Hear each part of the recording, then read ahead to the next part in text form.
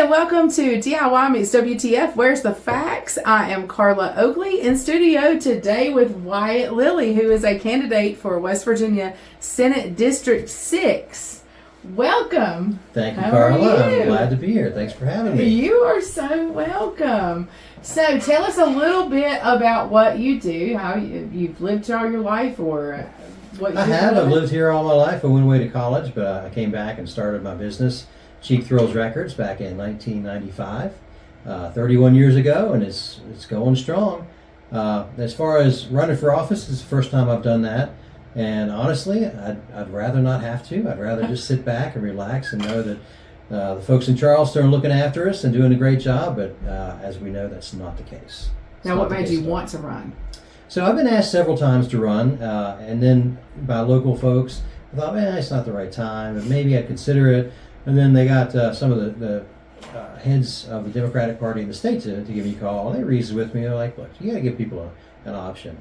And I thought about it, and I thought, well, you know, I've been talking about how Democrats need to do this and Democrats need to do that. Well, I'm a Democrat, so I need to step up and give it a try. You know, if it works out, it works out. If it doesn't, it doesn't. If I win, I feel like I win, and if I don't win, that's fine. You know, I've given people a choice, and I'll go back to running my business full time. Now, I'm going to ask you a little tough question right off the bat. Would you say you're more of a Kennedy Democrat or an Obama Democrat? Well, I think the Kennedy Democrats and Obama Democrats are because very, this area very similar. loves the Kennedy. Yeah, He seemed to really care about the people. And yeah, absolutely. Love. Yeah. No, I think that the both of them are very similar. Honestly, I'm by national standards, I'm a very moderate Democrat. But that's just what you see on television. Most Democrats, I think, are like me.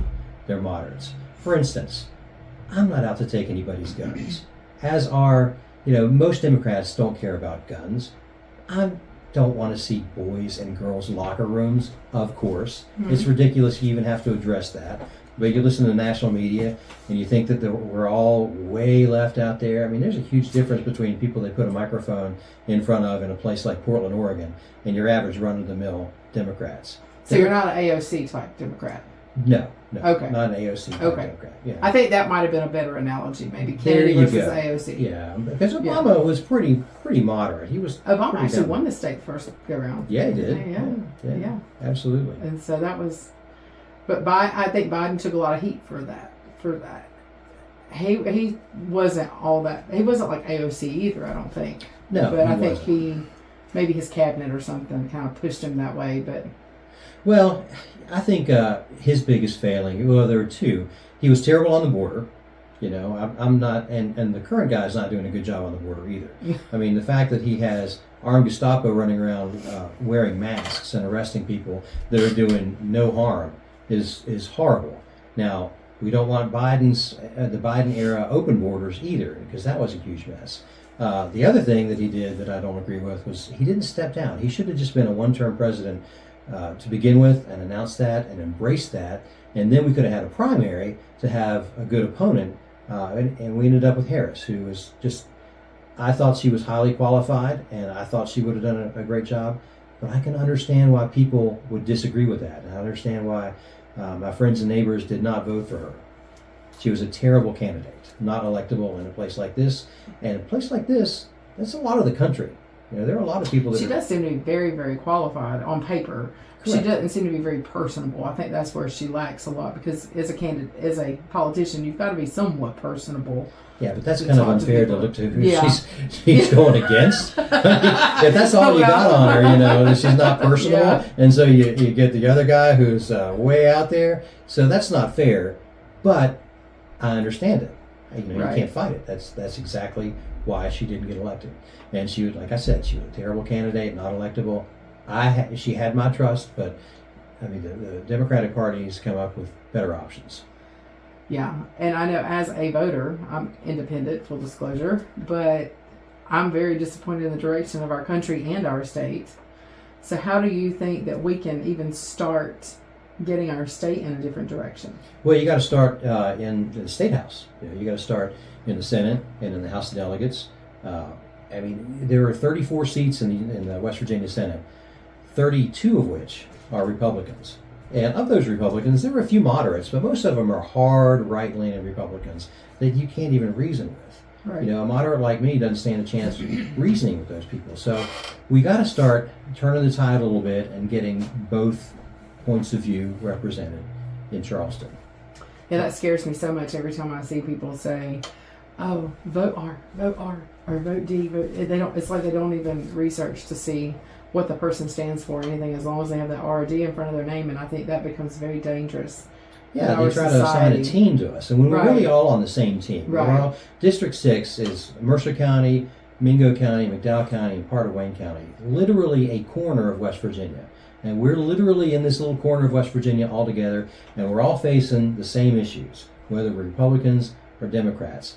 And so the things that I stand for, I don't think they should be controversial. You know, it's just all common sense type stuff. Right. And I would love to talk to more Republicans to tell them about where I stand. And most of the time when I do, they're like, well, that makes sense. Right. And y'all probably have more people voting this time in the primary since Probably the Republicans so, yeah. closed off the... I'm not sure how motivated independent voters are to vote in the primary, but independents actually outnumber Democrats in Mercer County. Oh, yeah, they do. But since you were talking about the district, let's dive into something that I know that politicians are taking a lot of heat for right now, and that's the water system and Mingo, McDowell, all this crazy stuff going on with the water. And it's been going on for quite some time, and it's just now getting traction with independent journalists and stuff hitting it with social media. Well, that's partly true. It's been getting attention for a long time. I mean, there was a news story about a year ago about the water troubles in Gary, West Virginia. Right, yeah. So you're right, it's been going on for a long time, and it's been getting ignored. And it is just a travesty that it hasn't gotten fixed by now. It's one of the reasons I'm running, one of the main things. We've got to just find the money and fix it. It's going to take a lot of money. It's going to take a lot of years. You can't just wave a magic wand. But these people aren't asking for too much. You know, it's basic human needs. You know, the people that came before us here that mined the coal, first of all, the 20th century was powered by coal from southern West Virginia. Mm-hmm. Seriously, that's not an exaggeration. So if you tell people in the northern part of the state that we need all this money for the southern part of the state, they might come back with, we got problems in Parkersburg, we got problems in Wheeling, you know, we could use that money where we are too. Mm-hmm. And I'll say, well, look, it wasn't that long ago that McDowell County was the leading coal producer in the country, not just the state, the country. So the roads you're driving on, the schools you're sending your kids to, and the bridges you cross over every day, they were bought and paid for by West Virginia coal, southern West Virginia coal. Mm-hmm. And those coal miners and everybody that worked so hard in the 20th century, they didn't work that hard for us to have this standard of living.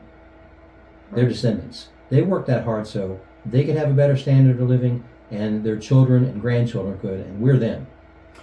And I think that a lot of money, and maybe it's been wasted, or I don't know where it's went. It's just over been the years. ignored. It's just the infrastructure of our entire nation is crumbling. I mean, the power grid, the water systems, and everything.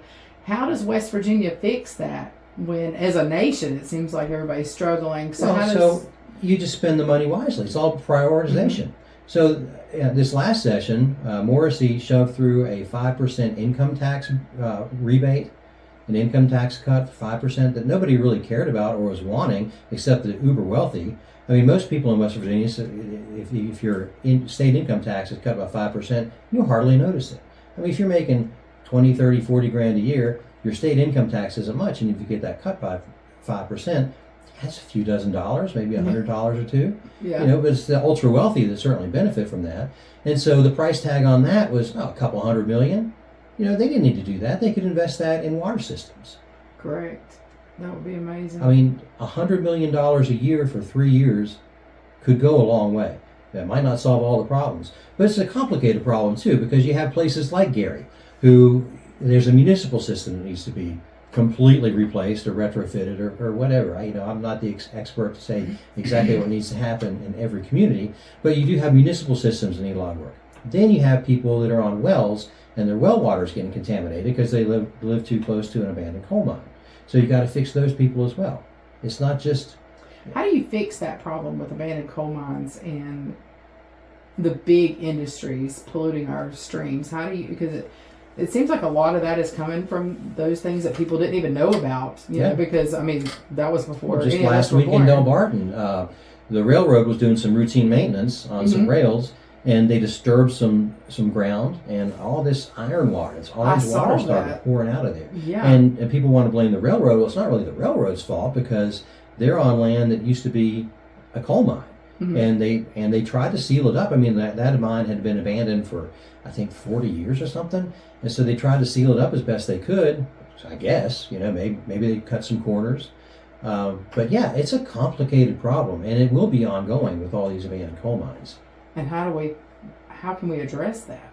Well, when problems pop up, you got to fix them. But if you don't have a rainy day fund, I mean, exactly. It's just like a leaky roof, you know. When it starts leaking, you got to fix it, and it's probably going to leak again somewhere. But then you got to fix that. And I think a lot of I've followed some of the people down in the Wyoming County area who have been really pushing for trying to bring attention to it over all these years, testing the water and stuff. And I found that a lot of them are angry because they feel like the politicians are only showing up right now because it's election year. They may be right about some of those politicians.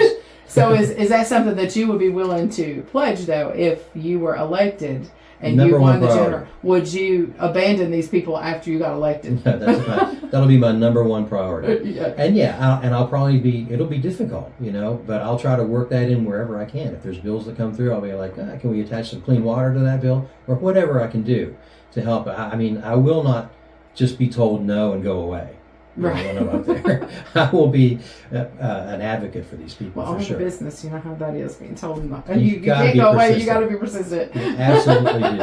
And like I said, they're not asking for too much. You know, Clean drinking water. This is America. They don't even have clean bathing water. I know, that's what I'm places, saying, but you know? this is They're America. afraid to bathe in that water. Sometimes I feel like the water systems in West Virginia have gotten to a point where, I mean, third world countries get better systems than. Well, listen, like if these water issues were in Charleston or Morgantown or Shepherdstown or somewhere like that, they would have been addressed already. Mm-hmm. But it's easy for folks in Charleston to overlook southern West Virginia. And part of that is because of our leadership in southern West Virginia. We keep electing people that just let it happen. When we first moved here, we were told West Virginia ends in Beckley, so just get used to that. I mean, so they were like, it didn't. People don't care about this part down here. They really don't. So I think the more we bring attention to it, and the more we start talking, and the louder not louder like yelling in people's faces, being cordial, but bringing more awareness to where it can spread. I think that also helps. It's just basic fairness too. I mean, yeah, Republican, Democrat, most people are down with basic fairness, and we're not. If we were asking to build a big lake and a state park or something, that'd be a little extravagant, but we're not. We just want clean water. Right. Now, maybe I'm going to go hit the business here in a minute, but I'm going to see if you can answer a question for me that has me a little confused. What's the difference in the House of Delegates and the Senate other than terms? I can't find, like, in the United States, the Senate is mainly over judiciary, appointing judges and things like that, but you got the House is over the purse and over the finances. It starts there. Yes, both chambers have to vote on stuff. But in West Virginia, I think a lot of voters also don't know the difference in what they actually do and why you would choose one or the other. So I've been asking every candidate that to see if anybody, so far no one's actually cleared that up for me. Well, both houses are equally important. Right. But obviously there's more delegates. There's 100 folks in the House of Delegates and 34 in the state Senate. And along with that, the Senate districts are a lot bigger. So, our district goes from here all the way close to Huntington. Now, the House of Delegates districts are a lot smaller, a lot more compact. I mean, there's one that's just Bluefield. So you're representing a much smaller area, same number of people for every district. Obviously there's a lot more people in each senatorial district. There's about 110,000 people. And I'm not sure how many people there are in every House of Delegates district, but that's a lot smaller number of people as well. So you can be more in tune with your constituents when you're House of Delegates, but you're also, because you can meet more of them because there's so many fewer of them, but you also have less power because you're one of 100 instead of one out of 34. Right, you're constantly campaign mode, it seems like. Yes, Because that every is 2 what you years. run every 2 years. Yes, and you Yeah. have to raise money all the time. And that's one thing that appealed to me about the state senate is running every 4 years. And the worst part of running for office actually is pretty rewarding. Getting out and listening to people and talking to people, and that's kind of fun. But the raising money part, that's a little arduous. Not anybody's idea of fun asking people for money. Right. I know I don't do good with that. So you run a business, a very successful business, by the way. It's been in Princeton for a long time. It has been, yeah. I'm lucky. So how can we bring more of that to West Virginia?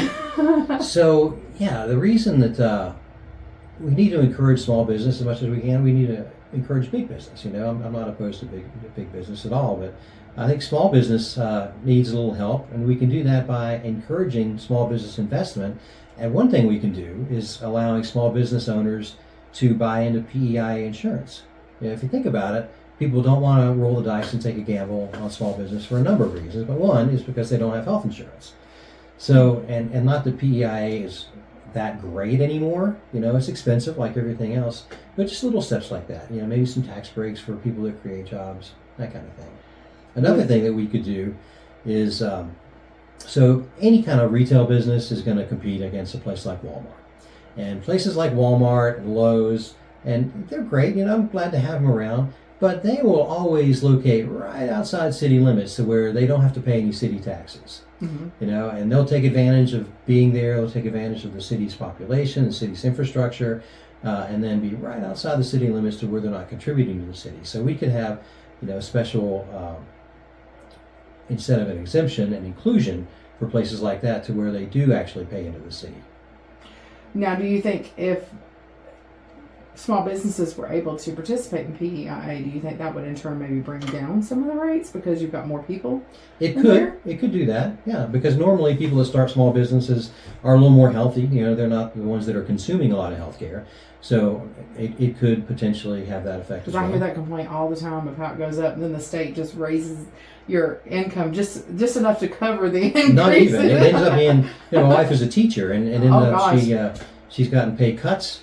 With a 3% raise, it's kind of a pay cut, right? Because they're contributing more and more to PEIA, and the benefits are less. Wow. So how do you feel about the inventory tax? The inventory tax, they probably don't make a lot off of that, to tell you the truth. It doesn't really affect somebody like me very much with a small business.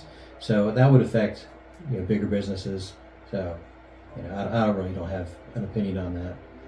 So would you, if it came up, because I know they've been trying to get rid of that, because I think it's we're one of the only states that still have it. Mm-hmm. Would you be in favor of getting rid of it, or would you want to keep it? Well, like everything else, you got to see how important that is and vital to the state's budget. If it's going to blow a hole in the budget, you need to keep it. Mm-hmm. But if we can get rid of that and find the money somewhere else rather easily, then I'd be in favor of that. But who's going to be lobbying for that? It's like the big businesses and the wealthier people that are managing to scrape out a living anyway, even with the inventory tax. They get all kinds of breaks. They do. So that wouldn't be a top priority. But if somebody wanted me to take a look at it, I'd take a look at it. Right, and I think we also, I had seen something about you were in favor of raising the minimum wage. Correct. Yeah. So I want to get a little bit into that. How do you think that would help small businesses? Because a lot of people on the flip side say that would hurt small businesses because they have to pay out more. So I want to hear your thoughts on that. Well, that would help everybody. Right now it's $8.75 an hour, and if you work 40 hours a week, that's what, like $17,000 a year, which doesn't get you anywhere. And especially in a place like West Virginia, where if you're going to have any kind of a job, you need a vehicle to get there, and any kind of vehicle is going to be $5,000, and you got to pay taxes on that. You got to pull up to the gas station and pay through the nose there. So yes, we need to increase the minimum wage, and that'll achieve a few different things. So that'll fight the hopelessness that we have in this area. Mm-hmm. We've had a lot of people get on drugs because literally, if they get a good or get a minimum wage job, they'll be working hard and they won't get ahead. They'll fall further and further behind. So why not get blasted on drugs? Mm-hmm. And that'll help keep our young people here. we used to export tons of coal, which we still do, but we also export our children. And we export, along with our children, our future. So if you can increase minimum wage to maybe $12 an hour over the next couple of years, that will give people a reason to work hard, and stick around. I'm of the opinion that in America, if people work hard, it shouldn't be that hard to make ends meet. And I think Virginia is actually, they're going up to 15. And since we're on the border, I mean, people can go get a job there. Right. And border things, it's kind of odd. So I have a shop in Bristol, Virginia. Literally right across the street is Tennessee. There's State Street, Bristol, Tennessee, and Bristol, Virginia. So in Tennessee, the minimum wage is still $7.25 an hour. They're right across the street. So many people were like, "You're kidding!" When they think that the federal minimum wage is actually higher than that, and I'm like, "No, it's $7.25 an hour." $7.25 an hour. That's what it is. So obviously, people there in Bristol, Tennessee, can't pay $7.25 an hour, or else they wouldn't keep it anyway. So there's a little bit of the free market that goes on. But yeah, to get good people and to pay well, I mean, $12 an hour is not too much, But you do $15 an hour, which is what you hear in Virginia. That might be a little steep for West Virginia. Might be a little hard for some businesses to afford that. But it's $9 an hour, and I'm thinking take it to $12 an hour by 2028, maybe even 2029. But gives people some hope. Do you think that would hurt inflation more? Like drive prices up more? That's what the right always says. But come on, really? I want to hear your thoughts on it. Because I hear that all the time because, Yeah, people say, well, studies show that does more harm than good to people when you pay them more. What? That's complete bull. I mean, come on. Really, you expect us to believe that? That's a lot right there.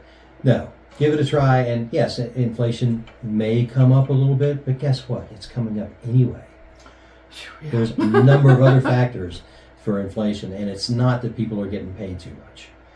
Right. And if we're talking about taxes a little bit, I've seen also a push where they say that that the governor could literally put a moratorium on like the gas tax or something to bring some of the prices down. That's what they did in Kentucky. Do you think that would be a good idea to do now since the gas prices have skyrocketed? Sure, yeah. I'm for this war. I'm not. Yeah. I don't understand it, but okay. That would help people out. Maybe a temporary freeze on the gas tax, forgiveness on the gas tax. That was a Democratic idea that came up in Charleston. My friend Mike Pushkin is pushing for that. And unfortunately, just because it's a Democratic idea, it probably doesn't stand a chance. Whether it's a good idea or not, Republicans don't want to listen to things like that. Don't you think that hurts us so much 100%. when people won't even work talk together? I mean, it's just like, because the Democrat said it, I'm not going to do it. But then if you're in a state that's heavily Democrat, they're the same way. I mean, if a Republican says it, I'm not going to touch that. But I will tell you, there is a difference in the parties, and here's a glaring difference. So redistricting is a big issue right now. Mm-hmm. So, these Republican states just redistricted North Carolina and Texas. And Virginia did the same thing. But Virginia put it to a vote. Virginia had a statewide referendum where people could vote on it. And if they voted no, they wouldn't redistrict. But they voted yes, so they did. And to me, that speaks volumes about the parties. So the Republicans just go ahead and do it. And the Democrats said we want the people's opinion on it before we do it. Yeah, I mean, it's always good to ask the people what they want. Yeah, that's why it's a representative democracy. I always come back to the fact that our founding fathers set this up. Whether we could have debates all the time, whether it's Democrat, Republican, I personally think the two-party system we need something different. It's just been here too long, and I think that more people have more ideas, and I think we need to work together. If we could just start voting on people instead of parties. I would disagree with that. Okay. And here's why. Hitler got elected with 33% of the vote. Okay, yeah. And they had several different parties. And so that's what you open yourself up to. Yes, the two-party system is frustrating, but you got to work within the parties. Work within the system you have to achieve any change. Correct. I mean, really, I could go as a libertarian and agree probably with everything on the libertarian platform, but I wouldn't get any traction. I would not be able to do any good. Even a lot of Republicans say they could get on board with the libertarians a lot, but they can't get anywhere with it. Yeah, just because you're disgusted with the extreme ends of your party doesn't mean that you shouldn't still be in that party and be the change you want to see. Right. I just feel like the founding fathers set it up to where it's supposed to be a balance. It was supposed to be a balance of power between different branches. Yeah. It's supposed to be. And I think the makeup of it, and I'm probably going to take a lot of heat for this. Like, I take a lot of heat for letting people have freedom of speech. But I think we have too many of one party in Charleston. I think anytime you have that big of an imbalance, we've got to do something. There's going to be gridlock everywhere because you're getting into a situation where now you have people from the opposite party literally just changing just so they can get elected to get their voice heard. Yeah. And that is not a good way to do it either. Yeah. And so I just feel people have got to start listening. And we don't have straight party voting anymore, straight ticket. So people really, that's the whole goal of this. I really hope people will just start listening to people.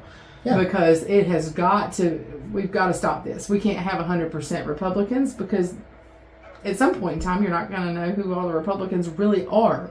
And you don't want people to have to hide who they really are just to be able to get a voice. That just creates more chaos. And the danger when you have, whether it's all Democrats or all Republicans, is they try to outdo each other on how far right or left they are. So, for instance, West Virginia, so Republican, you have all these people that try to go to the right of each other. And so the most extreme people end up getting in there. And that's, they don't do anything. Right. It's just a mess. You don't have people in the middle, like me, at all, that make sense to both sides. Yeah, and I know there's a delegate, I think she's in the Charleston area, Kayla Young. Mm-hmm.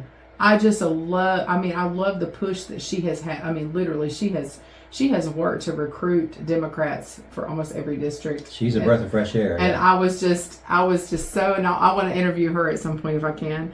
But, so Kayla, if you're listening. But she kept doing videos, pushing, going, I'm down to this amount of districts left with no one on it. We've got to get on there. Because that's one reason I was recruited. Yeah, and I reached out to me.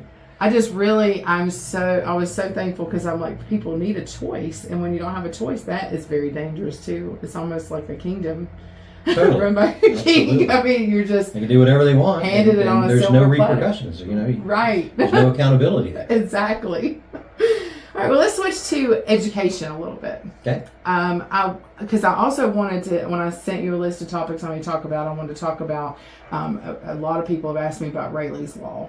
And that also touches on the Hope Scholarship with homeschooling and stuff like that, because I think they tried to take Rayleigh's Law, the point of it, and tried to go toward homeschoolers. And that kind of taps into the Hope Scholarship homeschoolers too. really got upset with Rayleigh's Law. Right. They thought it was threatening homeschooling, which it was not. Yes. At all. Unless they had something to hide, unless they were abusive homeschoolers, which I'm not saying there are. There are lots of great homeschools out there. But, in West Virginia, you don't have to be great to be a homeschooler. You don't even have to have a GED to be a homeschooler. And nobody on my side is saying school choice is bad. School choice is great. That's fine. It's your kid. You're totally welcome to have your child educated in public school or not. Send the child to private school or homeschool, your choice. But my point of view is, and our point of view, is that the state shouldn't have to pay for your choice. That's up to you. Right. Now, there, of course, will be exceptions if you have an exceptional need student that's homeschooled. Yeah, you can get some help from the state, but it ought to come from the Department of Education. It ought to come from public schools instead of just these blank checks. So for those of you that are listening and don't know, Hope Scholarship is dressed up as school choice, and it sounds really noble to give every child the best opportunity at a good education. But so you can take your child out of West Virginia public education and send that child to any public school in any state, or homeschool a child. You're going to check for $5,200 for doing it. No questions asked. There's no accountability. You can send your kid to an out-of-state school. You can make $250,000 a year or more and still get that check. When they started the program, I think about 5 years ago, it was a $9 million program. It's ballooned to $300 million. And of course, the first people in line for those checks were already sending their kids to private school anyway, and affording to do so. They were affording that. So they were the wealthier among us that were sending their kids to private school anyway. And so, of course, they were first in line for those checks. There's no accountability. It's just, it makes absolutely no sense. It'd be the same thing. So we're in Matoka right now. If you didn't like the road from Matoka to Princeton, you would pave your own road and expect the state to pay for that and to maintain both roads. It's craziness. But it sounds like it also takes money out of the state too.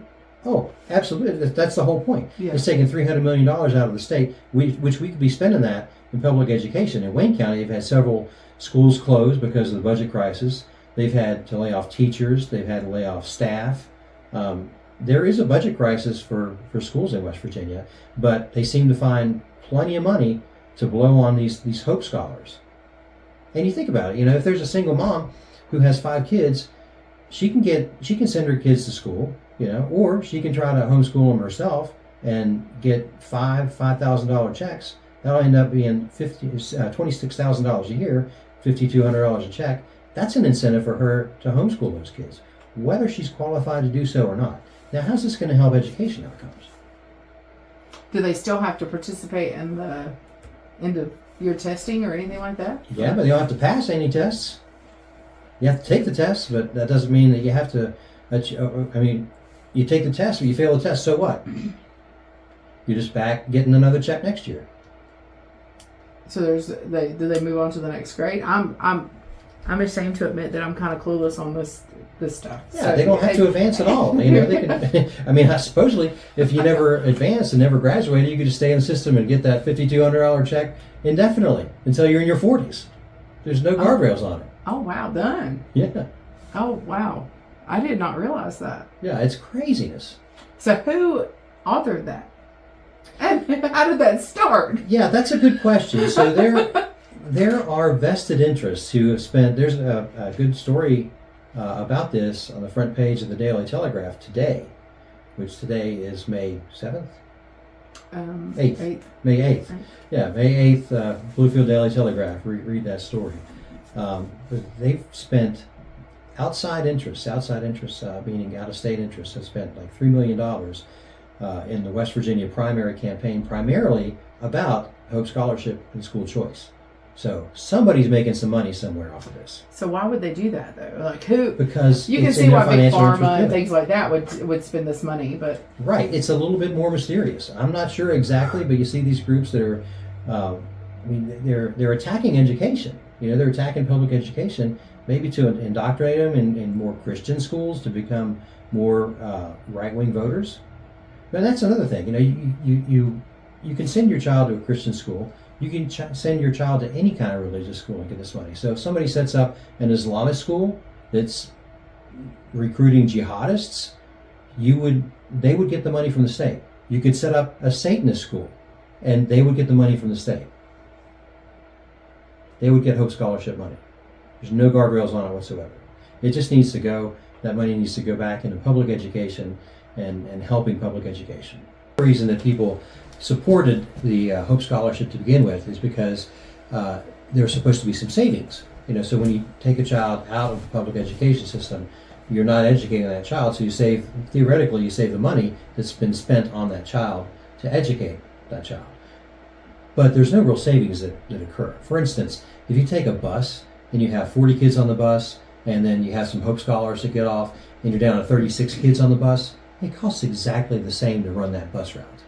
If you have a school that's 800 kids and you take several out and they only have 760 kids left, it costs the same to run that school. All the personnel are getting paid the same. You got to heat the school. All the teachers are getting paid the same. So the savings just does not materialize.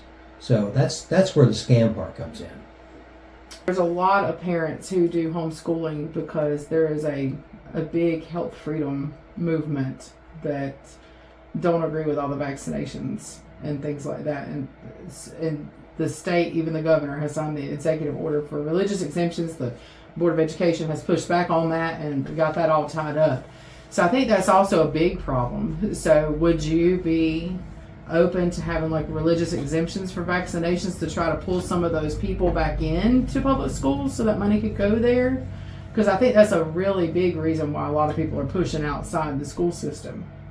Well, let me just first say that the government has no business getting between you and your doctor, or your family and your doctor. That should be up to you and your healthcare provider. Mm-hmm. So mandated vaccinations, I think, are a good idea, but it shouldn't be the law of the land to where you have to do that. Now that being said, the reasons that people give to not vaccinate children are a little suspect. They think that there's a link of vaccinations to autism, because both have risen the last several years. But if you track it, you can also tie autism to microplastics or additives in our food, processed food consumption, or even cell phone signals. All of that has increased over the years. So if you tie autism to vaccinations, possibly, but not likely. There's been tons of studies that have disproven that. I think I would rather take my chances and vaccinate children. However, again, it's your choice. And if you choose not to vaccinate your kid for a very infectious disease that might harm other children, and you want to keep your kid at school, or homeschool your kid, that's your choice.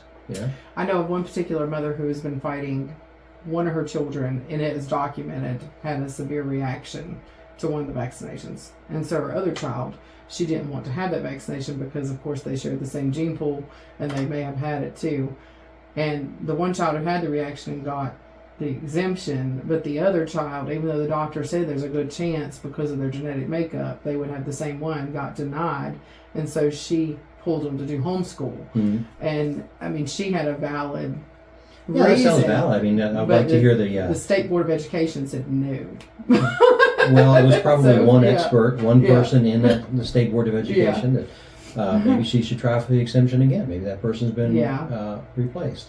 And I think a lot of them, I think just people just get aggravated at that part because we are one of the only states who doesn't allow exemptions, like a bunch of exemptions. So, and another argument I've heard is that they let them then go and play ball or play sports against teams and stuff who have these exemptions. Mm-hmm. And some of them have philosophical exemptions there, so you don't know which child or which person you're interacting with who's been vaccinated, and so they don't know. And I really think, I mean, if that Hope Scholarship sounds a little concerning, just you telling me about it. It is 100% concerning. I think maybe having some other exemptions for this, because that's a huge, I mean, you just see it all the time. And I mean, I get the emails where they're like, oh, here's the candidates and stuff, because I try to sign up for all the emails, for different causes so I can see where people follow. And I just got one of, here's the candidates, they'll support health freedom. And they tie the vaccinations to health freedom too, because that's every group has a special interest, Sure, so so if they're going to tie one thing to something, they're going to try to together, so they're going to, well, here's the people who would do this and who would honor the exemptions and things like that. So that might be a way to at least, politics, a little give and take.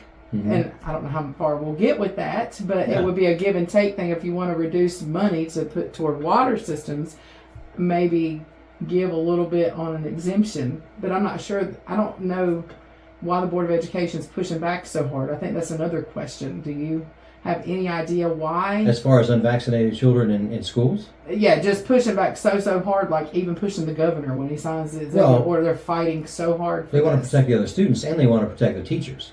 Right. But is the other states showing that kind of, is it showing that that have these same exemptions? Are they showing that the nation is overwhelmingly? Yeah, I don't know. I haven't dived into that with other states and how they're going along. But, at the end of the day, we're all one community. Mm-hmm. Let's play nice together. If your rights end where mine begin, Right. It's kind of like the health freedom thing about wearing masks during the pandemic.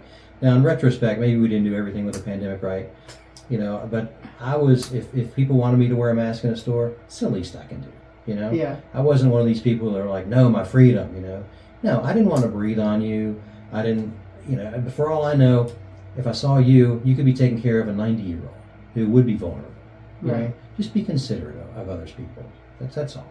Right. And getting back to the Hope Scholarship money, it's crazy that got through. Like I said, it started at $9 million. Just 5 years ago. These days, this last year is $300 million, and that's Where is that money coming? That increase in that money coming from? That's state budget. Yeah. So where are they shifting it from, or how are they creating from $9 million to $300 million? Well, they're coming up with it. It's important to them, and that's crazy because it's such a conservative body up there. Charleston's so conservative, but that's not conservative policy. Giving away money is not a conservative policy at all. It's certainly not liberal policy either. It's just bad policy. And I tell you, it's the definition of legislation that helps the few at the expense of the many. You just made me all curious to know why, though. Oh, I know. Because, you could know, it just seems, there doesn't seem to be a legitimate reason why. There's a lobbying group called the Sugar Maple firm from who knows where. Sugar Maple, maybe they're from Vermont, who knows. But, yeah, and so it gets a little obfuscated, trying to find out where the money is going for. But so I was talking to somebody today who found this school. It was a private school in West Virginia, and he deep dove onto it. And so turns out that the people that had the school, he went to the address, and it was an abandoned building. So they have a nice website and everything. He found out that the people running the school were a husband and wife team, and a friend of theirs. And the only students were their own children. And so it's like a fake school, but it is a private school. It's a homeschool. And so they got the Hope Scholarship money, but they also got grants for having school. So they were double and triple dipping. So this program is rife for fraud, and it is a scam anyway. Even at best, it's a scam, this diverting money from public education. But it's open to abuse, and it's getting abused. So this is probably going to explode like the daycare scandal up in Michigan, I think it was. Remember all the daycares recently that were empty, but they were getting all this money for students that weren't, babies and stuff that wasn't there. Yeah. It was so much fraud in there. Yeah, and I guess at some point you will age out of the Hope Scholars, if you turn 18 or whatever. But it doesn't mean you have to have, a GED. Wow. Well, you've opened my eyes to that. I'm glad you brought that up. It's really, we talked about that. Most people don't know about it. You talk to people about Hope Scholars and the Hope Scholarship, and people are like, "Oh, is that the program that helps West Virginia students go to West Virginia colleges?" And that's the Promise Scholarship, and that's a good program. We don't want to get rid of that. But the Hope Scholarship is just terrible policy. So I remember back when one of the teachers' strikes happened. We went through 2018, a stint. yeah. We went through a stint where there were several teacher strikes. The latest one was 2018, yeah. And they were all about Jim Justice not putting in charter schools. So how is the education department okay with this if they didn't want charter schools? Exactly. Charter schools are at least accountable. Yeah, that's part of the public school system. Yes. And maybe they're not the greatest thing, but they might be compared to some of the home schools and some of the private schools. Yeah, they're a lot better than that. And so I just don't know why the Department of Education is not furious over this like they were with the charter schools. Well, the Department of Education has been kind of emasculated, as has the West Virginia Teachers Union. It's a shadow of what it once was, even 10 years ago. They've really bitten into that. For instance, they passed a law in Charleston shortly after the teacher strike that teachers couldn't strike. Okay. They passed a law to where teachers' union dues could not be taken out of their teachers' paychecks. And that's the same thing with, I think, mine workers as well. You can't have your union dues taken out of your paychecks. And they call it like freedom of paycheck law or something like that, just to weaken unions. And it's crazy to me that anybody in this state is not pro-union. You look at our history. People literally had to fight with guns at times for basic workers' rights. Back in the day, miners weren't paid in U.S. dollars. They were paid in script that could only be spent at the company store. So they didn't even get paid with dollars. How do you expect to, talk about a captive group of workers there, a captive workforce. If all you have in your pocket to spend is money you could spend at the company store, you have no rights. You have to pay whatever they're asking. They also had to fight with guns to prevent children from having to work in mines. And they also had to fight with guns to enforce a 40-hour work week. Back then it was more like a 70-hour work week. And, if a miner got hurt in the mines back in the 20s, that was it. Their widow wasn't taken care of. They were just disabled, mangled for life, and they were kicked out of their company housing. So unions came in and he fixed all this. And to have people in West Virginia that are anti-union, they need to read their history. Yeah, I went through. It was eye-opening going to the Beckley coal mine exhibit that they have there, because the script coins and stuff. I just could not believe that the people would do that. I mean, they said if you disagreed with the mines, that they would have your stuff outside, and another family moved in before you got home. 100%. I mean, and I you was like, had to buy your own equipment. You had to buy your own like headlamps. You had to buy your own pickaxes and shovels, and you had to buy that from the company store with the script at whatever prices they chose. By the way, I'm endorsed by the UMWA, which is a big deal. Yeah. I'm the one West Virginia State Senate candidate in District 6 and endorsed by the UMWA. So pro-union all the way, as everybody should be. All right. Well, while we were kind of touching on health, I've been asking everybody about the certificate of needs, because I know that keeps coming up. And so I feel like next session it's probably going to come up again. Yeah.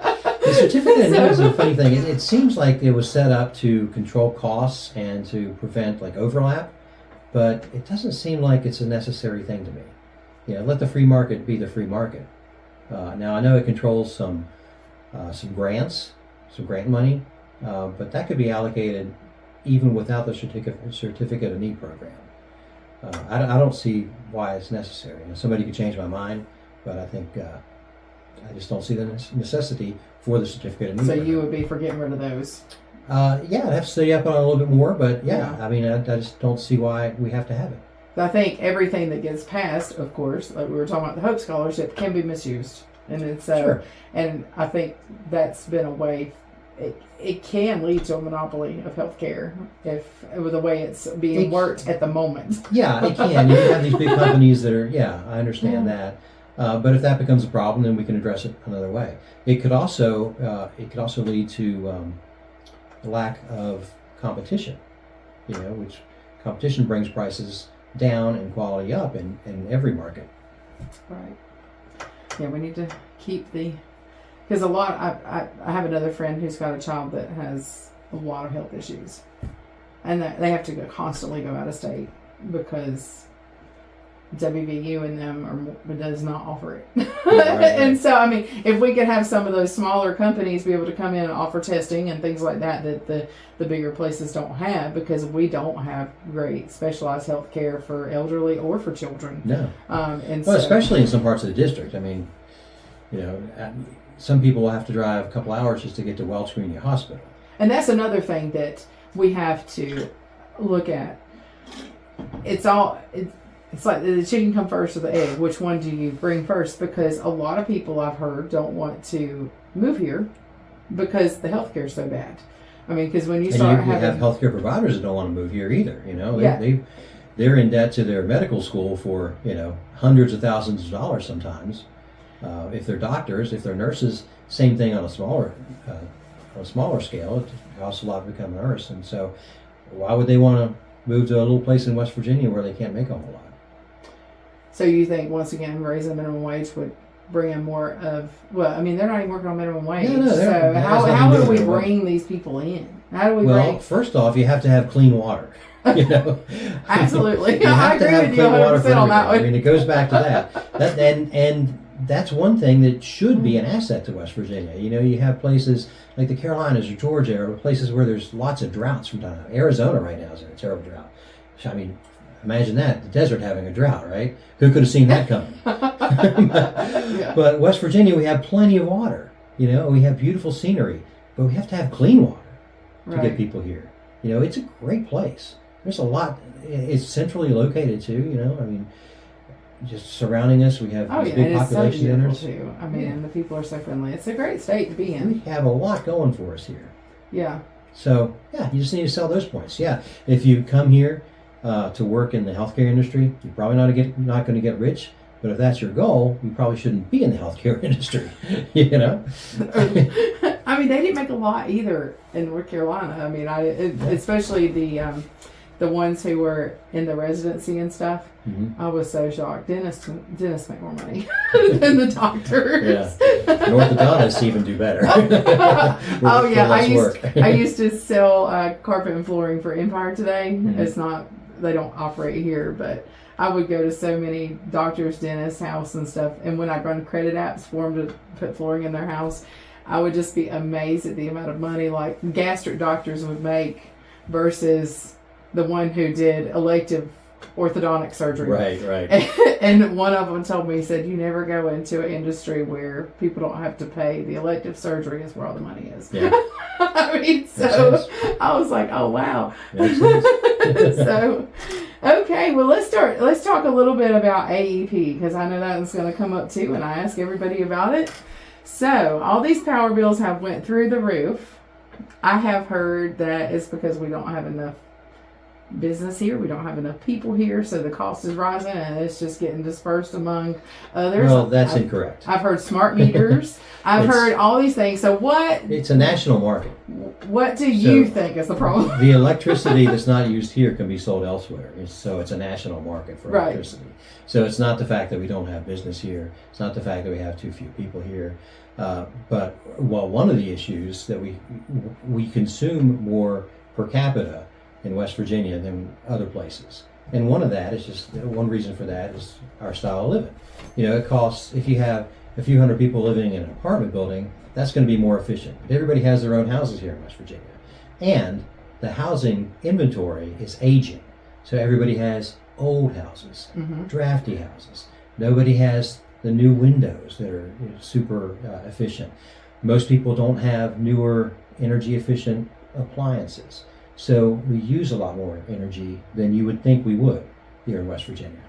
Now, and I know that's not what people want to hear. We want to hear there's an easy answer, and we're able to drop everybody's bills. So you can cap however much you pay. Charleston can make caps, but then the power companies will come back and say, okay, well, we can't reinforce the grid, so next time the power goes out in February, it might stay out for a week.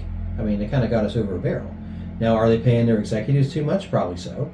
The AEP chair made over $100 million last year. I'm in the wrong business. Yeah. But that's probably commensurate for, that level on many different industries. Right. So, you can tell them, don't pay your high-level people as much, but then what?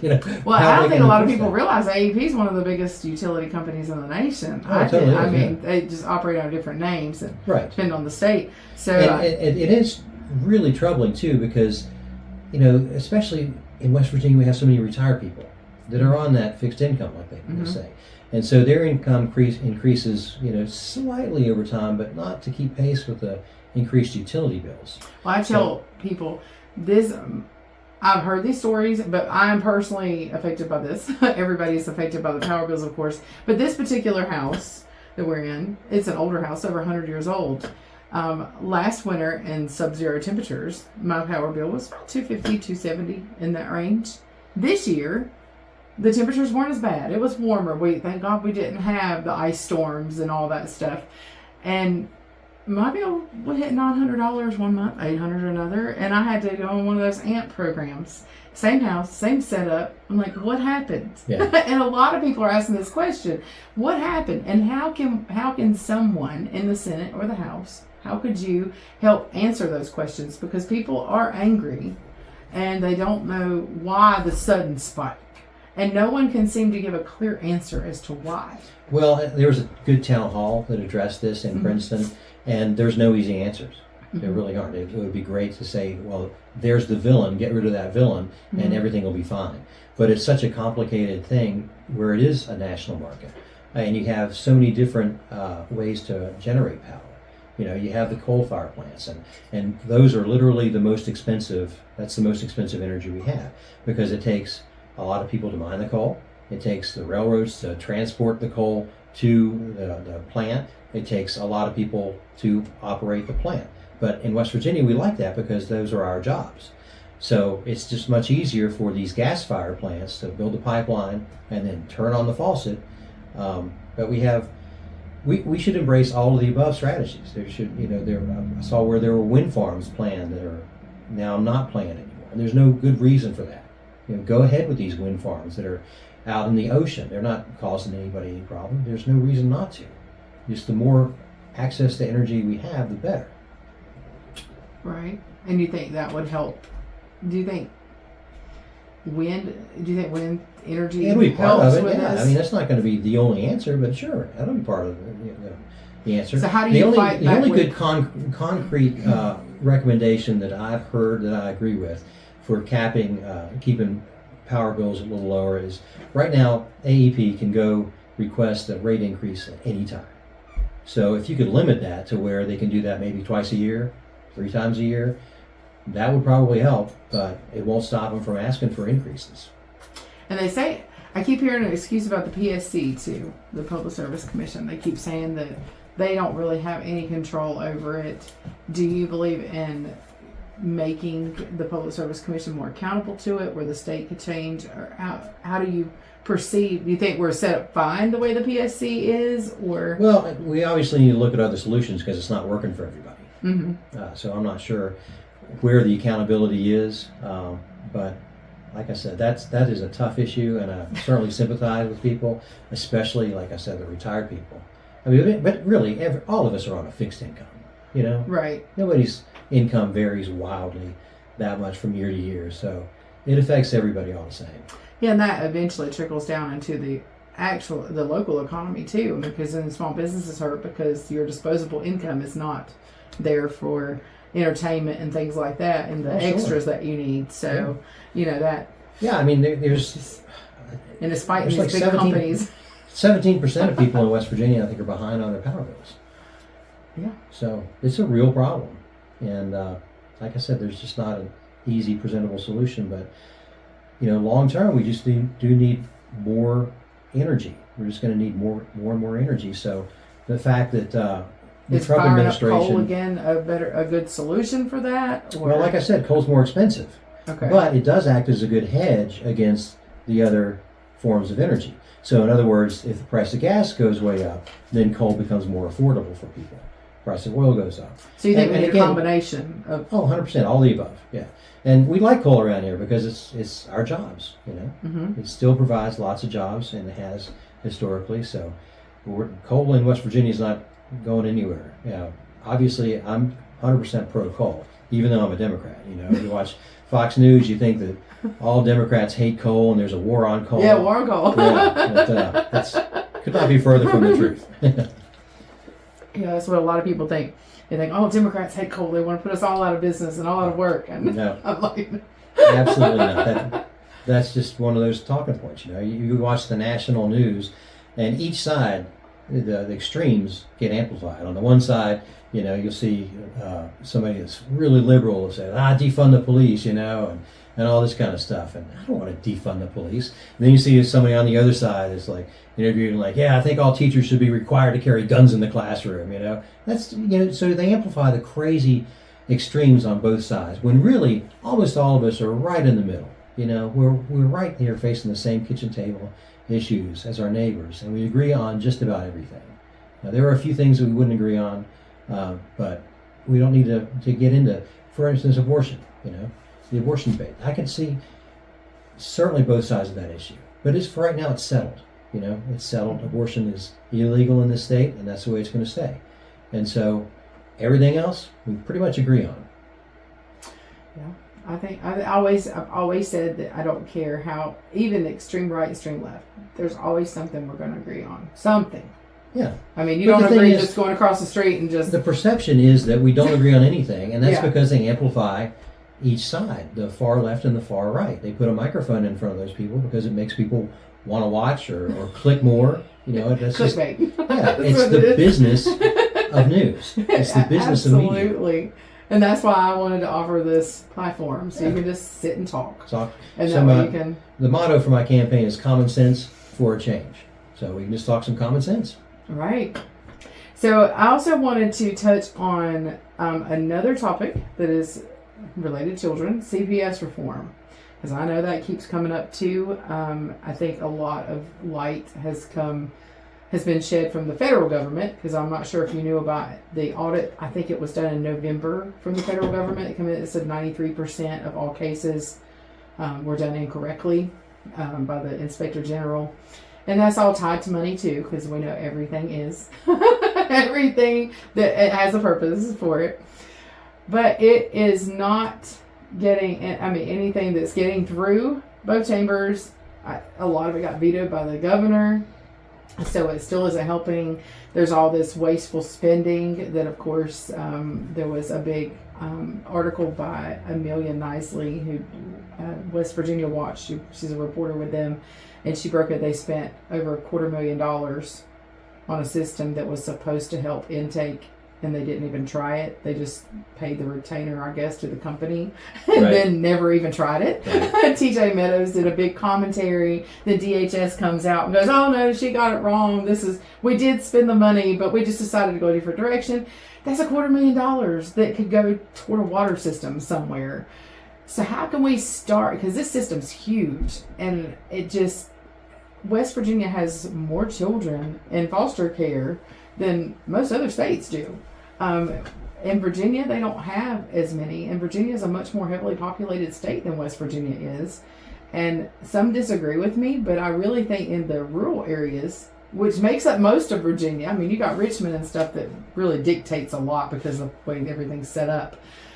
But in the rural areas, you're going to have a lot of the drug problems too that West Virginia has. I mean, that's because, once again, I think I'm of the same mind that if you ain't got jobs and you ain't got stuff, people get on drugs, and economic depression it's the leads to one hopelessness that thing. leads to drug use. Yes. So you've got a lot of the same makeup in Tennessee and Virginia, but they don't have as many children in the system. What do you see as the problem, and how do you see that you could fix this? And I know that's a loaded question because it is huge. Well, there's about 26 questions in there. Yeah. Right. So yes, CPS reform does need to happen. I think typically nationwide, CPS workers have about 12 cases per worker that they're working on. In West Virginia, it's double that. It's 24. There's this huge backlog, and like you alluded to, the problem is worse in West Virginia than practically every other state. And that's tragic because the children in the CPS system are literally the most vulnerable citizens. Mm-hmm. And there's going to be tragic outcomes. So I was on the board of directors at Child Law, which is an organization that advocates for children in the legal system.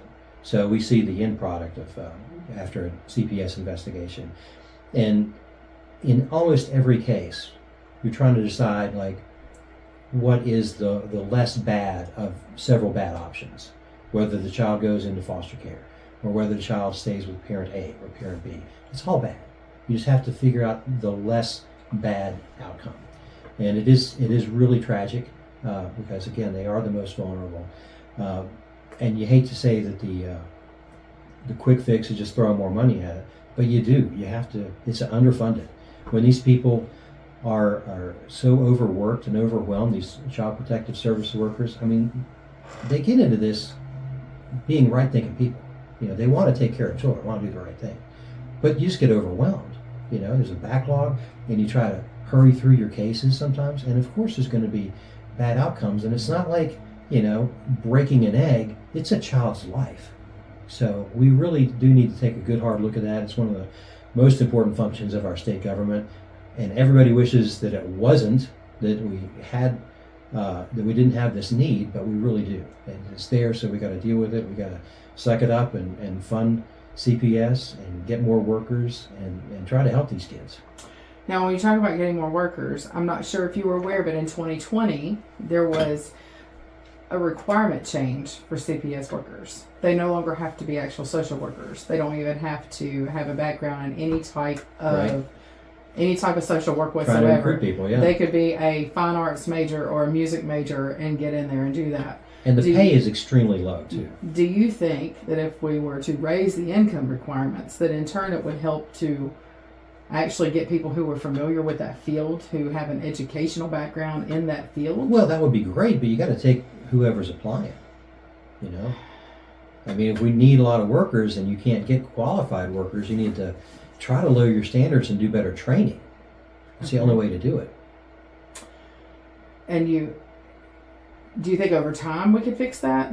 Well, hopefully, and hopefully over time. And I guess some stats need to be. I don't know where exactly the system changed, because the child welfare system couldn't have been this bloated for 20 years. I mean, it had to start somewhere. Everybody tries to point to the drug crisis. And yes, we did have a major drug crisis.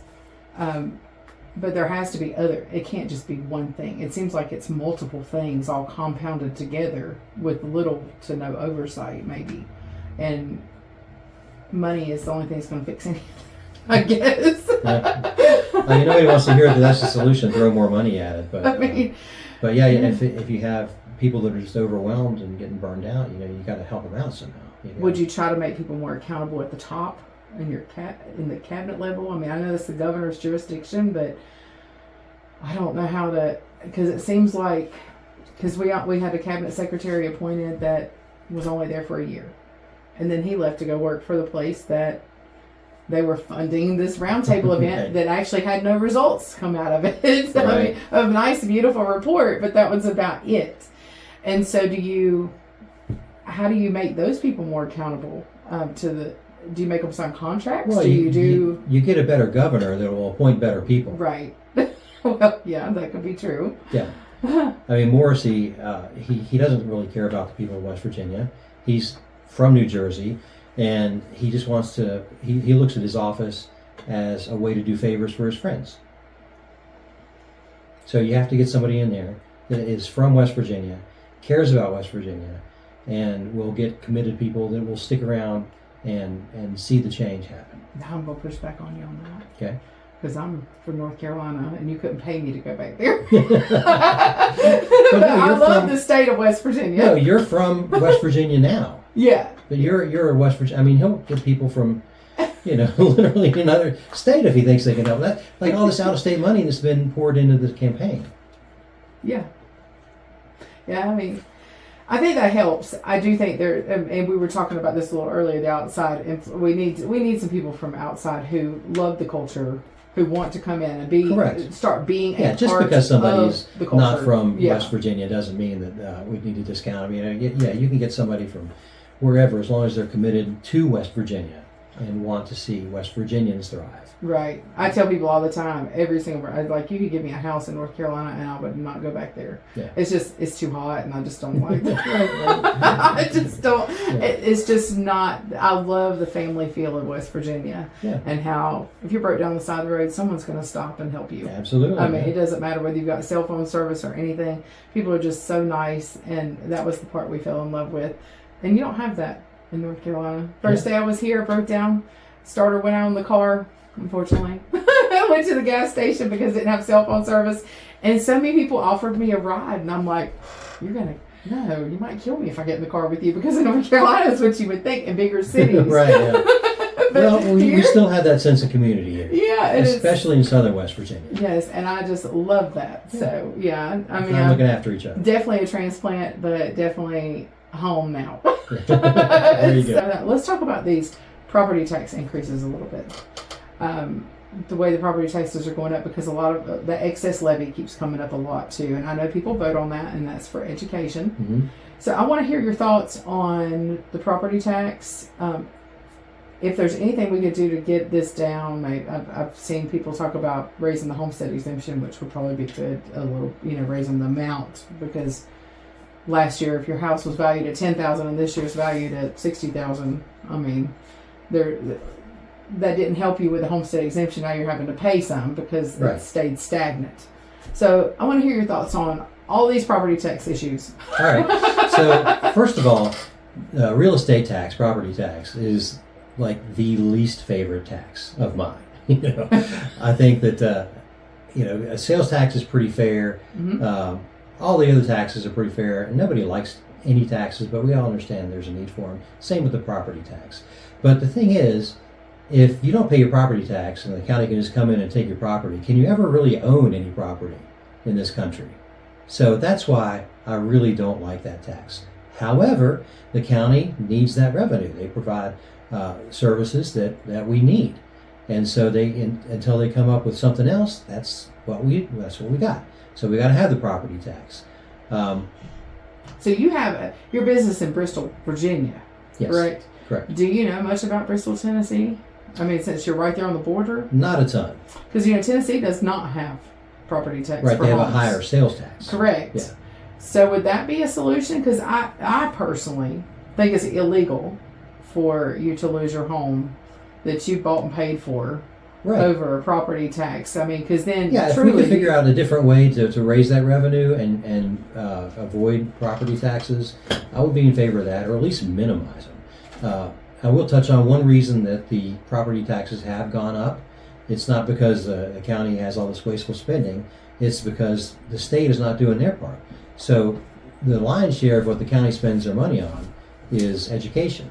And so when the state is cutting funds to education, like with the Hope Scholarship, then it's left for the counties to make up that difference. So how are they going to do that? They have to raise revenue. They don't want to. They have to raise revenue to fund their schools. And so it goes back to everything's interconnected. So without the Hope Scholarships, maybe our property taxes wouldn't be increasing so much. do you think that businesses should have to pay more taxes than residential? Do you think they could absorb more, or do you think that would be a complete? I think they do have a different deterrent? rate. Yeah, I think they do have a different rate already. Right. And it's probably about right. But so I was at a Meet the Candidates event a few weeks ago, and this old guy had a question, same kind of thing. He was like, what if you've been paying property tax on your farm and house for a long time, and you can't make it one year. The tax bill becomes onerous, and so there were a lot of candidates there, and one of them stood up and tried to address the question a little bit, but kind of talked around and only get to the guy. So afterwards, when everything was finished, I went up to the guy and I told him, I really feel for you. I'll think about it. If I can come up with anything, I'll try to do that. And so I did. I thought about it, and I thought, and I called him back up, and I said, "Hey, Mr. So-and-so, how about this? How about this? If you have a bad year, say, because that could happen to anybody. You could have unexpected medical bills.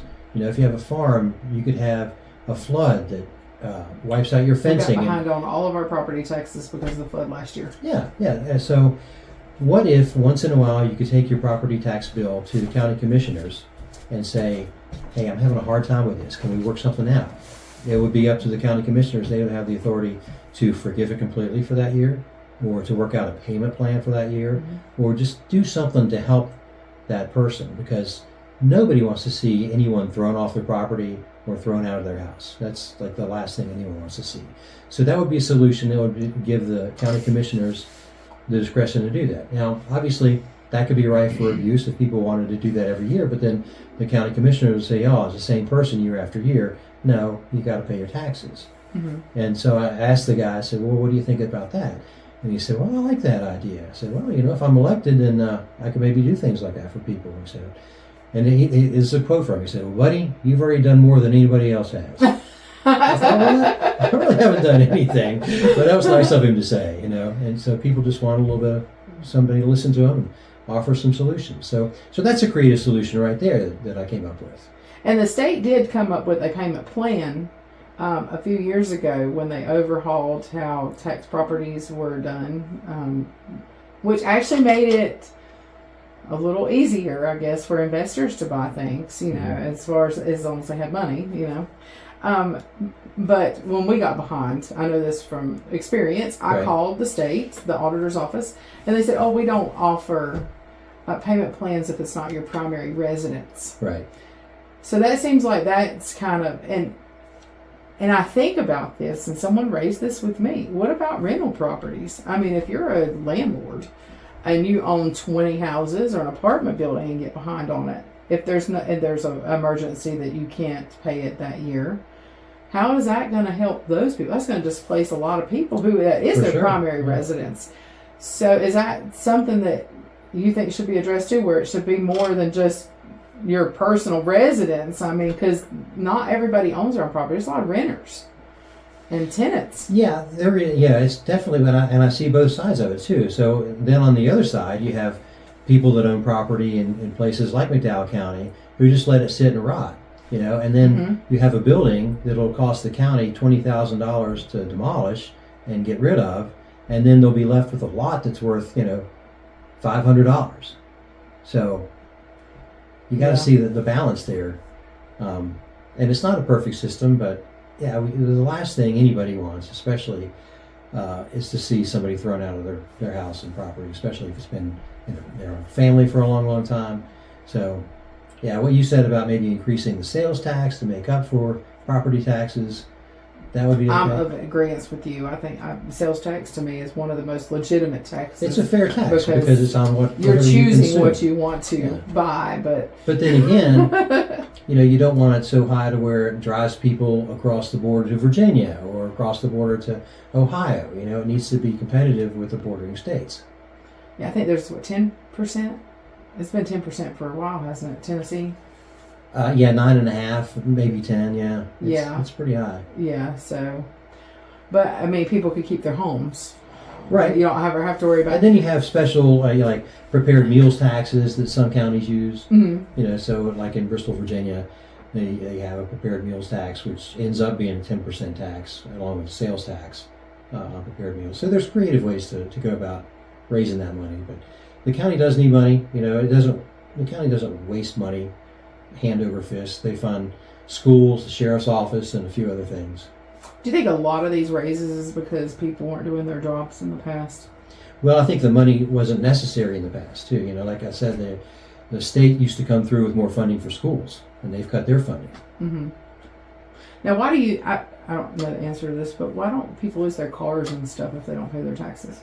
Well, probably because what's in it for the county to get a car? Yeah. Just not much to gain there. You could literally not pay other taxes, and you don't...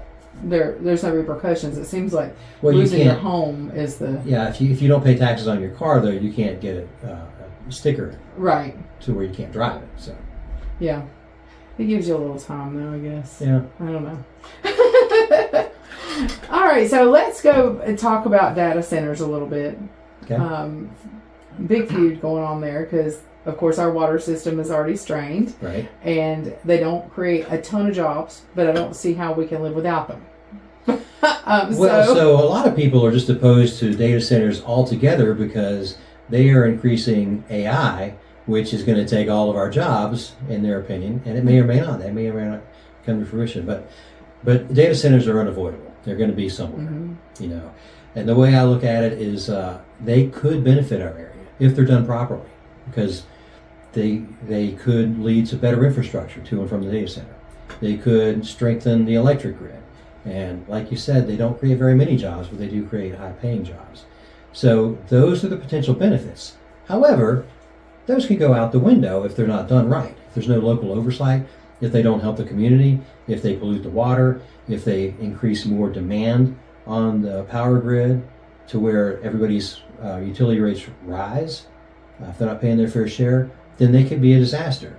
And looking at the way big business has operated in southern West Virginia, it's been a disaster. The coal mines have come and gone and robbed us of our minerals and taken the money elsewhere. So we have a long history of that, and we got to watch to make sure that doesn't happen. If data centers can't help our community, they don't need to be in our community. Do you think that oversight needs to come from the state level or from the actual local? From the local level, because the state has already shown that they're not interested in helping the local areas. For instance, are you familiar with Delegate Hanshaw, the Speaker of the House? Mm-hmm. He was advocating for data centers, and then one of the last things that happened, and then the session ended, and later that week he was a lawyer for data centers. Mm-hmm. I saw that article. So obviously you can't trust Delegate Hanshaw, and so you can't trust the people on the state level. So yes, they need to fall under local oversight. And do you think there should be like outside impact studies or anything before they actually get to come in to make sure that particular area they're looking at can actually handle that with the power grid and the water and maybe outside people, not theirs. Because that if you don't write that partial people, if you don't write that correctly, then they can say that they did all these things, and you know how that goes. Right. Yes. I mean. So maybe it should be... It's like having an expert witness for the defense, it's hired by the defense. Yeah, so you've got, I think, outside people who they're not affiliated with. Right, they don't have any skin in the game, yeah. But that would probably be the way it would be written, is they just need to have the studies done, and then the loophole would be there. Oh, we can just do it ourselves. Yeah, exactly. I mean, when there's millions and billions of dollars involved, you got to watch everything, have everything, all your I's dotted, your T's crossed. I saw there was some of these data centers that use up it's enough electricity to equal like a suburb of 50,000 homes. Oh, sure, yeah. Absolutely insane. And could our power grid hold that? Well, they'd have to increase it, but that's going to cause more of a demand and a spike in utility rates. When there's and so the residential people are going to be paying more for that? Well, they could, unless there's legislation written to where the data centers have to pay their own way, and maybe even pay, a little bit extra to where utility rates would go down. But yeah, I had this one old guy I was talking to on the campaign trail. He said, "I think they ought to put data centers in abandoned coal mines. I mean, it's already cool down there, and you already got water down there." Like, yeah, sounds reasonable. Elon Musk says put them in space. Yeah. So you can figure it out. Yeah. The bottom of the ocean, whatever. I think there's going to be a big push though for them to stop using as much as they're already working on other technologies. Yeah. I think everything in the cart is put before the horse. And so when they start seeing the stuff, then people are like, oh, wait a minute, we got to fix this. Yeah. Because you can't love your environment and continuously let some of the things that's going on go on, Correct. So because that's huge. Some of these water problems and people who live close to these things are having major issues. Yeah. And there's noise pollution too. Yeah. There's a lot of noise pollution. So long answer short, I'm not completely opposed to data centers if they're done correctly. They could help us a little bit. If they're done incorrectly, they could hurt us a lot. Yeah, I don't know how you can avoid them. I mean, I don't see the world getting away from them anytime soon. That's going to be the future. Yeah. So, I mean, everything that you have, your phone, your TV, your cars, everything is starting to work on this stuff. Yeah. There's no way you can get around it and live the way that you're living. So I don't know anybody who's wanting to get rid of the internet right now. Yeah, no. I don't think I could go back to it. No. People are always like, would you like to go back to your childhood? And I'm like, if I could take the internet with me, maybe. Maybe, yeah. But I don't, and I would not enjoy now knowing I can only watch cartoons on Saturday. Now you can watch them anytime. So we used to have to wait for either mornings going to school or Saturday. Very true.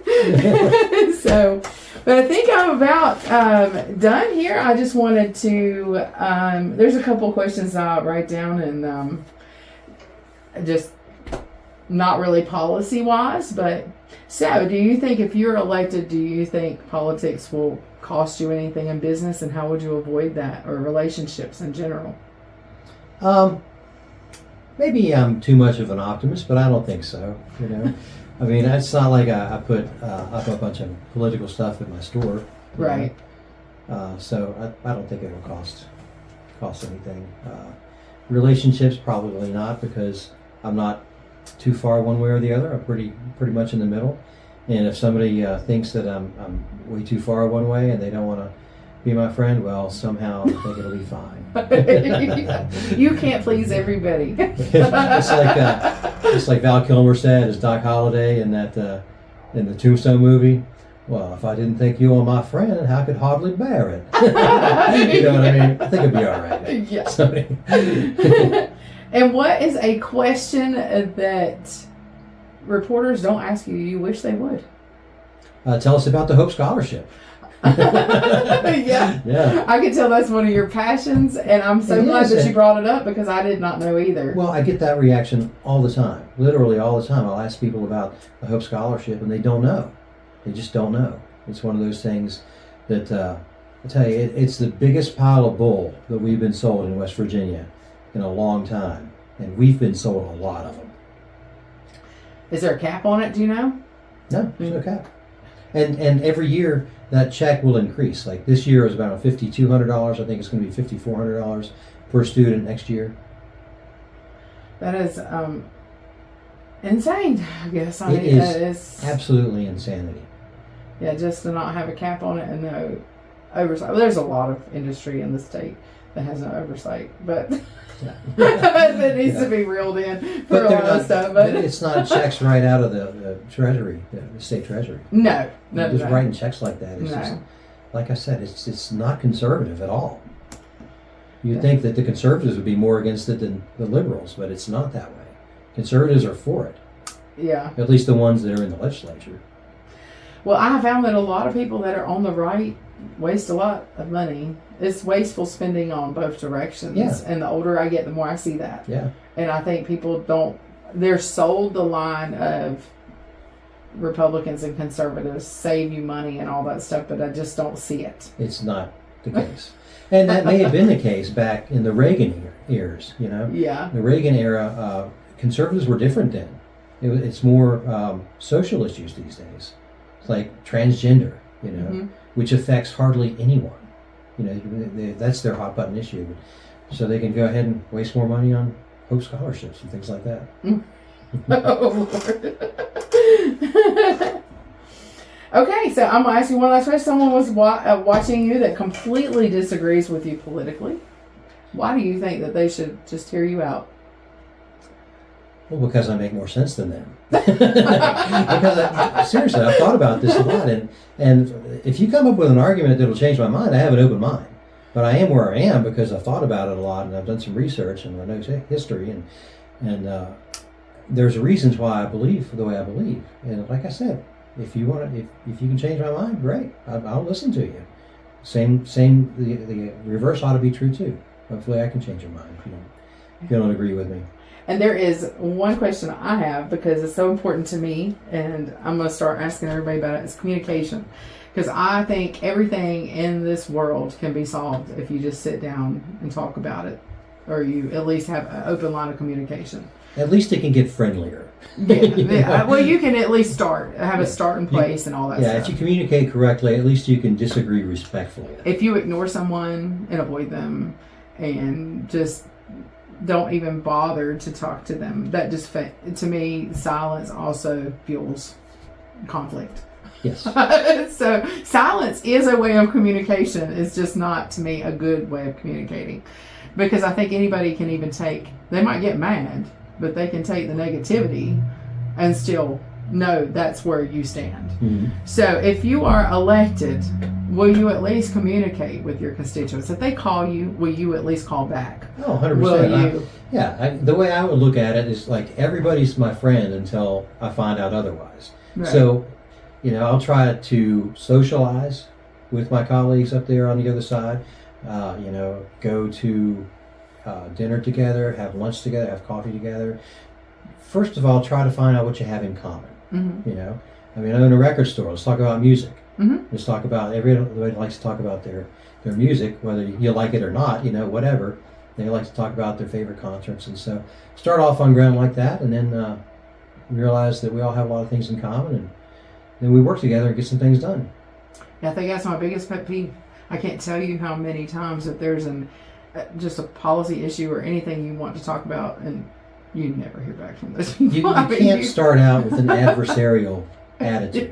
Yeah. Like if I'm elected, I will not march into the Capitol thinking, well, I'm going to change these people's mind. No, you got to work with people. You got to meet them halfway. And you really do have to be open-minded and understand why people think the way they think. Like I would love to hear arguments for the Hope Scholarship.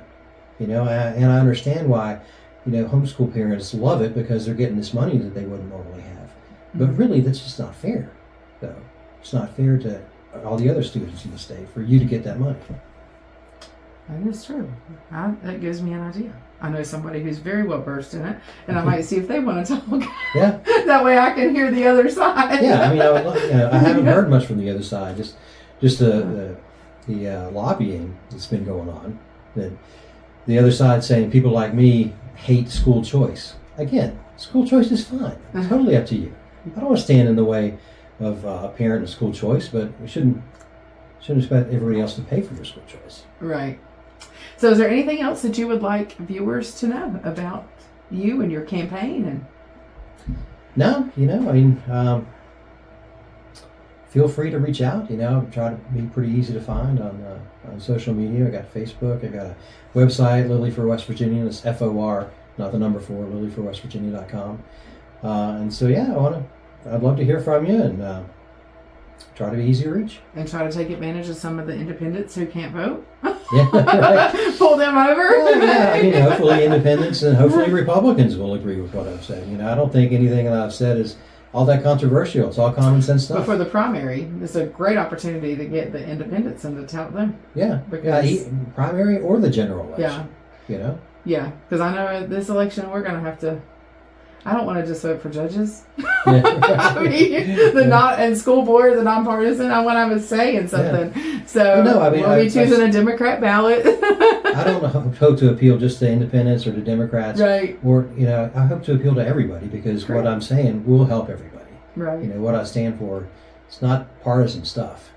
Like I said, I don't want to take people's guns. I don't care. I don't want to see boys and girls locker rooms, for gosh sakes. Good Lord.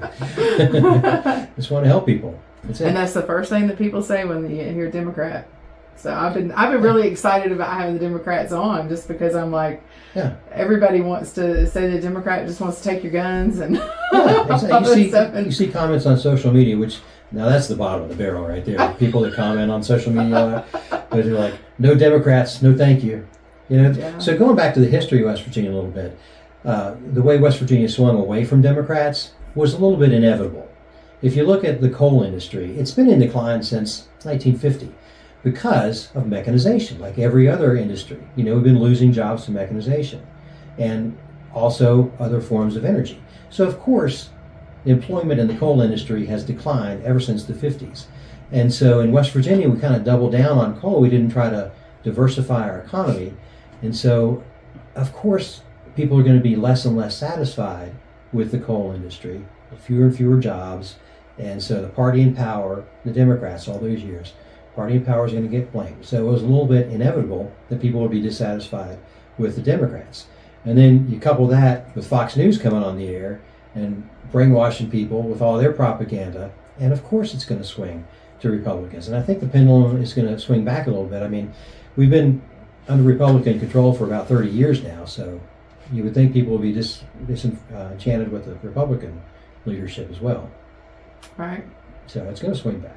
Like I said, it always. And hopefully it'll swing back and land in the middle for a good long time. That would be a breath of fresh air to be in the Absolutely middle.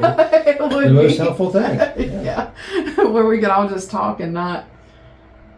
Because I think the extremist on both sides is what hurts both sides, and you can't. And the worst part is that they elect the most extreme. Like I was saying, the people that go to the right of each other, right, to get elected, and they are the worst. You can't talk to them, you can't reason with them. They're the kind of people that will be like, well, if it's a Democrat on this podcast, I'm not even going to listen.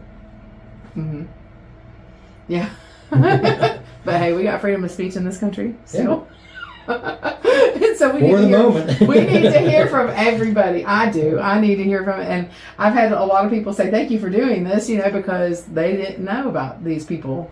Yeah. And you're doing a great service to the community. Yeah, and I really want to continue doing this and hope that I can continue spreading it through West Virginia. And if you win the primary, or even if you don't, you just want to come and talk about records, hopefully we'll have you again. We'll do it. But good luck to you on Tuesday, May 12th, to come out there and vote for. Thank you. For you or whoever else you choose. And if you get past that, we would love to have you back on for the general too, and in a political capacity. Yeah. I'd love to come back.